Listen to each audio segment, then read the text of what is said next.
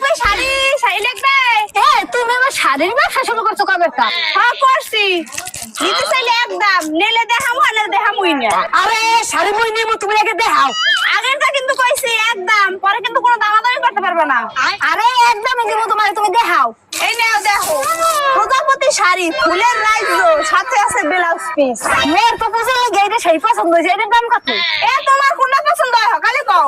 এই বধুয়া বেনারসি শাড়িটা কয় টাকা?